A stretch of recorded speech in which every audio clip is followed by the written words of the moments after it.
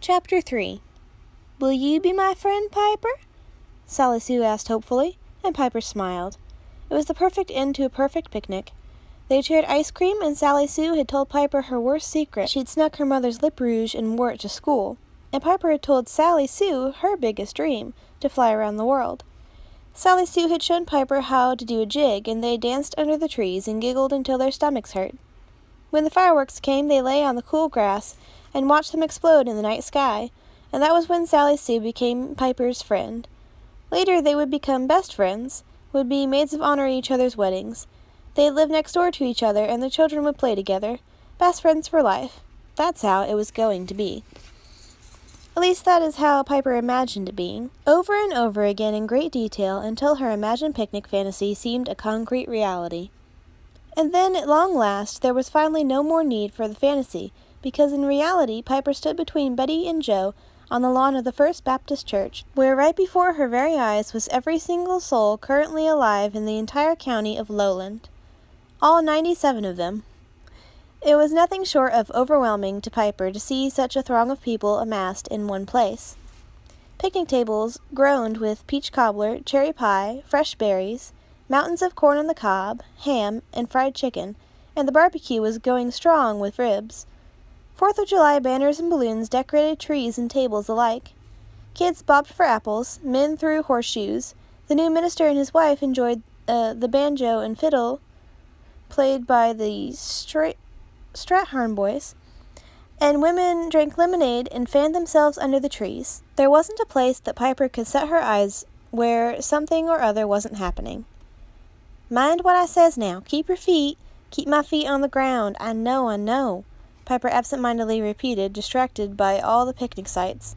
You told me, Ma. Just then Piper spied 3 girls eating ice cream, and her heart skipped a beat. Already the picnic was everything she imagined it was going to be. For her own part, Betty was drenched in a nervous sweat. Standing on the edge of the lawn on the verge of the picnic, Betty suddenly wasn't sure if it was such a good idea. Having spent Piper's entire life keeping her away from folks, Betty had learned to never leave anything to chance. On Sundays, she would see to it that they arrived moments before the church service began, and would sit in the back pew with Piper firmly wedged between her and Joe. The moment the service was over, Betty made sure that they were the first out the door. Birthday party invites extended to Piper were politely but firmly refused, and any other social events were simply out of the question as far as Betty was concerned.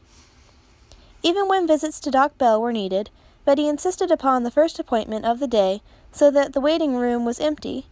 It was no wonder that it took all of Betty's willpower not to hurry the child back to the farm when faced with the full throttle of peopled activity before her. Maybe she jumped the gun and rushed things. Maybe the child wasn't ready. Joe's lips were twitching nervously as though he wanted to say something but couldn't quite figure out how to translate the thought into sound. When he saw Millie Mae Miller spy them from across the way and practically sprint at Piper, he almost bolted to intercept her. Joe couldn't abide Millie Mae and her gossipy, mean-spirited ways. Sure as anything, she'd be spreading rumors about Piper before you could say jackrabbit stew. "Can I have some ice cream, Ma?" Piper noticed a blonde girl with big brown eyes heading for the line of children waiting for ice cream. "Watch your dress," cautioned Betty, who also saw Millie Mae's pointed attention and was relieved that Piper was escaping her scrutiny. Moments later, Millie Mae trotted up, clearly disappointed that Piper had already moved on. "Weren't that your Piper?" She looked after the child with an intense curiosity that bordered on mania. Millie Mae held the unofficial office of town gossip in Lowland County, and it was a position she took very seriously. Nothing went on in the county that she didn't know about, and relate in vivid detail and in great length to anyone who might be the least bit interested, and even to those who weren't at all interested but were unlucky enough to be cornered by her and unable to get away without being rude. If Betty's greatest fears could be contained in 2 words, those 2 words would be Millie Mae. "You keep that child all to yourself too much, Betty. It ain't good for her. It's high time she was out and about," Millie Mae sniffed. "Didn't see fit to take her out before. Ain't no one worth her time meeting anyways," Betty spat reproachfully. Joe was careful to hide his smile as the full meaning of Betty's jab hit Millie Mae. "That's so," Millie Mae cut back. "I heard tell it's 'cause she ain't like other young'uns." In truth, the only person who had ever actually said that about Piper was Millie May herself. "That's a fat lie if I ever heard one. Only a fool could say such a thing. The child's as normal as you or I. Just go ask Doc Bell." Dee was incensed. "I reckon I'll make up my own mind on that account, thank you kindly." With that, Millie May stalked away, her head full of steam. Millie May Miller hadn't risen to the post of town gossip for no good reason, and in her gossiping bones she knew that there was something not right about Piper McLeod. May the good Lord help her, today she was going to get to the bottom of it. Piper got in the line for ice cream behind a girl just about her age. As Piper well knew, that girl's name was Sally Sue Miller. After long years of jealousy watching Sally Sue's daily journey to and from school from her perch in the hayloft, Piper was finally standing a foot away from her. As if by some miracle, Sally Sue, who was all but overcome by desire for a creamy cold treat on such a hot afternoon, breathlessly turned to Piper and exclaimed, "My favorite ice cream's strawberry. What's yours?" Strawberry! Piper was thrilled that they already had so much in common. Ever wonder why they call them strawberries? I mean, they don't look nothing like straw. They're red. Sally Sue had never had such a thought, but now that she did consider it, she had to admit that it was mighty strange. You're right about that. Maybe they should call them blush berries, or rosy berries, or red berries, or scrumptious berries. I ain't never renamed something before. Ever wonder what it'd be like to eat nothing but ice cream all the time? Piper had. I'd have lamb chop ice cream for dinner with a side of corn ice cream. Sally Sue giggled. I'd have bacon and egg ice cream for breakfast. Castor oil ice cream when you're sick, Piper imagined, and ice cream toothpaste before bed. Ice cream sandwiches at school, Sally Sue allowed room for Piper to stand next to her in the line. My name's Sally Sue. What's yours? Everything was going exactly as she hoped it would. Piper beamed. I'm Piper McLeod. Suddenly, Sally Sue took a step back. Piper McLeod? I heard my mama talk about you. She says you ain't right in the head. Piper gasped, outraged. There ain't nothing wrong with my head. Sally Sue looked at Piper's head closely and indeed could see nothing wrong with it. She shrugged. My mama says there is, and she ain't never been wrong before. Sally Sue pointed to where Millie May stood watching them, and Piper instantly recognized her. I can tell you she's wrong now, Piper insisted. How dare she say such things about her? It was so darned unfair, it made her want to holler. Instead, she said, And your mama shouldn't go around kicking dogs. Sally Sue's mouth flew open and she blushed deeply. My mama ain't never kicked no dog. Has too. Piper had seen it plain as day when she'd flown over their house not more than a week ago.